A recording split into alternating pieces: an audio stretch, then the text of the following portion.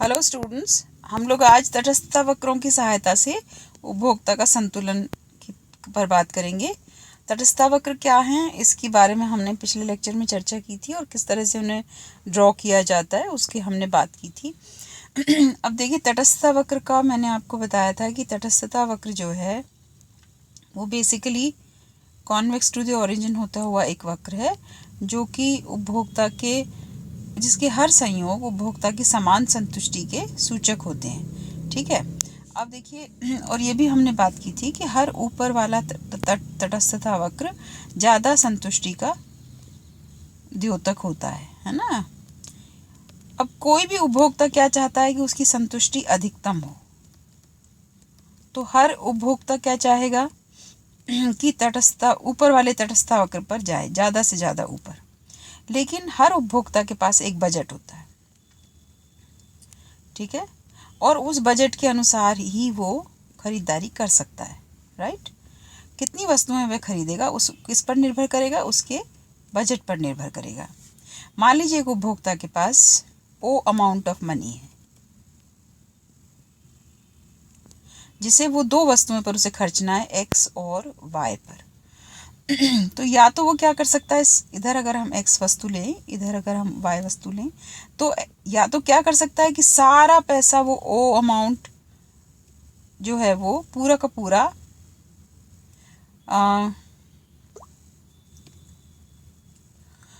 पूरा वो अमाउंट ओ पर एक्स पर खर्च देता है। ठीक है, तो मान लीजिए वो इतना एक्स खरीद सकता है। राइट, तो ओ एक्स अमाउंट ऑफ एक्स खरीद सकता है वो, या फिर एक्स पर खर्च ना करके वो सारा वाई पर खर्च कर दे, तो ये मान लीजिए इतना वो ओ वाई अमाउंट खर्च कर सकता है। या फिर कुछ वो एक्स पर खर्चे, कुछ वाई पर खर्चे। यानी कि अगर हम इन दोनों बिंदुओं को मिला दें तो ये एक हमारी आ जाती है बजट की रेखा, उपभोक्ता की बजट लाइन। इसको हम प्राइस लाइन भी कह सकते हैं, क्योंकि दोनों वस्तुओं की प्राइसेस के अनुसार ये हमने ड्रॉ किया है कि मान लीजिए एक व्यक्ति के पास 10 रुपये हैं और एक्स 2 रुपये का है और वाई 1 रुपये का है, एक वाई 1 रुपये का है, तो कितना वो टोटल खरीद सकता है? या तो वो 10 वाई खरीद ले, या वो 5 एक्स खरीद ले, या फिर इन दोनों के बीच का कुछ भी खरीद सकता है ना। तो प्राइस से ये जो लाइन है ये किससे खींची गई? प्राइस से खींची गई है कि 5 एक्स खरीद सकता है या 10 वाई खरीद सकता है, या इनके बीच के कोई भी कॉम्बिनेशंस खरीद सकता है।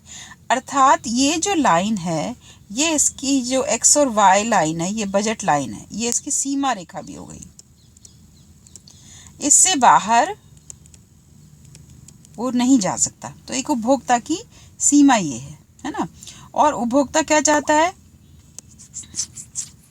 हर उपभोक्ता चाहता है कि उसकी सेटिस्फैक्शन मैक्सिमम हो, है ना, कि वो अपने रुपए को ऐसे खर्चे कि ज़्यादा से ज़्यादा उससे खुशी मिले। मोटी बात ये है ना। तो हर उपभोक्ता का उद्देश्य है अधिकतम। अब देखिए, अब उपभोक्ता का संतुलन कैसे होगा तटस्थता वक्रों पर? इधर एक्स वस्तु, इधर वाई वस्तु, और ये मान लीजिए उसकी बजट लाइन है ना। तो अब ये ए बी उसकी बजट लाइन है। अब मान लीजिए एक तो ये आईसी है, एक ये आईसी है, एक ये आईसी है ना। एक ये बिंदु है ए, एक ये बिंदु है बी, एक ये बिंदु है सी, एक ये बिंदु है डी। अब देखिए, ए बी सी 3 बिंदु हैं जो कि कहाँ है? बजट लाइन पर है। ठीक है, ये बजट लाइन या प्राइस लाइन जिसको भी आप कहना चाहें उस पर है। अब कोई भी उपभोक्ता, चूंकि उसका उद्देश्य क्या है? ज़्यादा से ज़्यादा संतुष्टि मिले उसे, तो कोई भी उपभोक्ता ए और बी कॉम्बिनेशन को प्रेफर नहीं करेगा, क्योंकि इन्हीं रुपयों में वो अभी और अधिक संतुष्टि प्राप्त कर सकता है सी संयोग पर जाकर। तो ए संयोग को वो चूज नहीं करेगा, बी संयोग को चूज नहीं करेगा, सी संयोग को चूज करेगा, और डी को वो चाहता है लेकिन उसके पास बजट नहीं है तो कर सकता नहीं है। इट्स नॉट इन रेंज, है ना, राइट। तो उपभोक्ता का संतुलन कहाँ हुआ? सी बिंदु। सी बिंदु अर्थात जो बजट लाइन से या कीमत रेखा से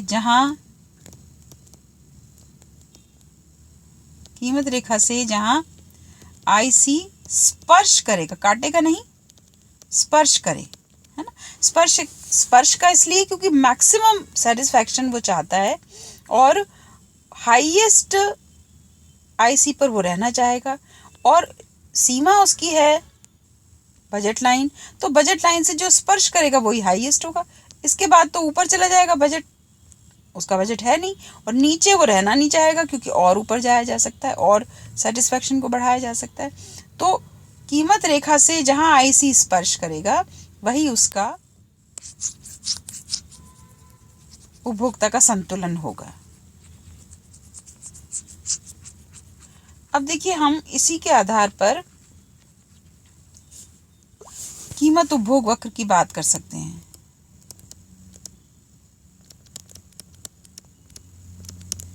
प्राइस कंजम्पशन कर्व, है ना।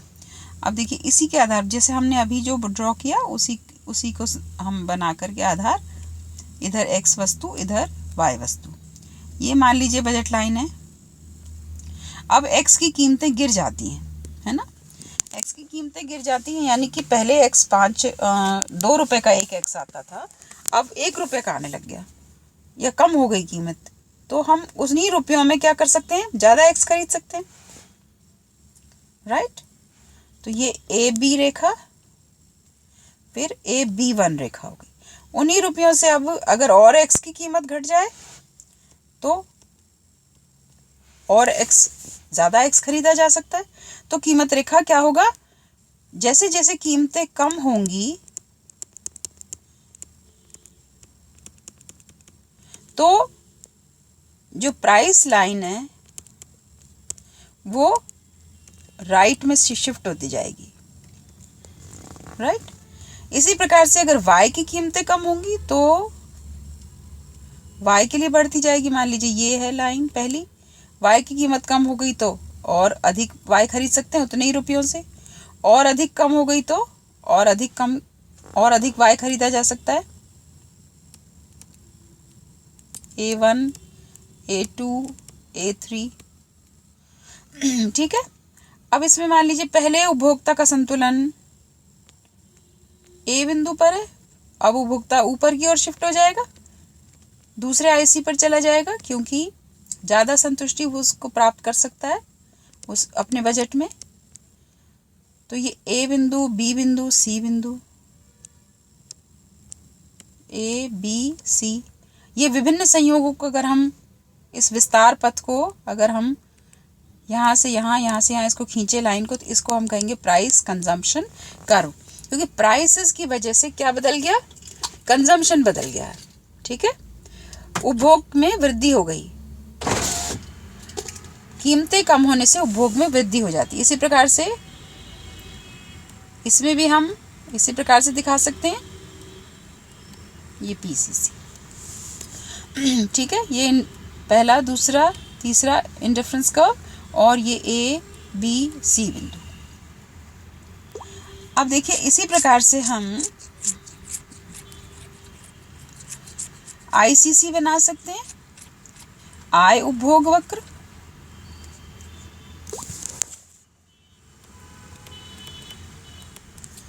आय उपभोग वक्र,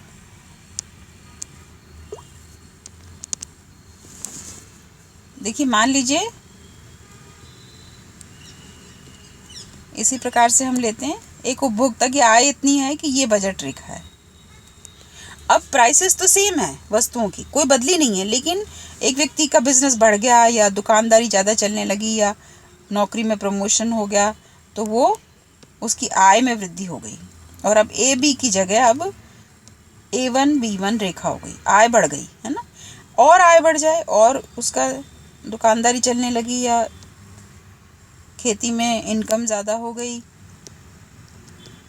कोई भी कारण से, है ना, तो इसका अर्थ ये हुआ कि पहले उपभोक्ता इस बिंदु पर था, फिर उपभोक्ता इस पर आया, फिर इस तीसरी आईसी पर। तो ये ए बिंदु, बी बिंदु, सी बिंदु है ना। तो यहाँ से यहाँ तक जो गया, ये इस विस्तार पथ को हम कहेंगे इनकम कंजम्पशन कर्व है ना। पहले ये IC1 पे था, फिर IC2 पर गया, फिर IC3 पर गया। तो ये हो गया उपभोग वक्र। ठीक है, इसको हम इस प्रकार से आय उपभोग वक्र और कीमत उपभोग वक्र को हम तटस्थ वक्रों की सहायता से दिखा सकते हैं। ठीक है, अब इस पर ही आगे हम बात करेंगे अगले लेक्चर में। इसमें कोई प्रॉब्लम्स हो तो आप पर्सनल अकाउंट पर पूछ सकते हैं। ठीक है बच्चों।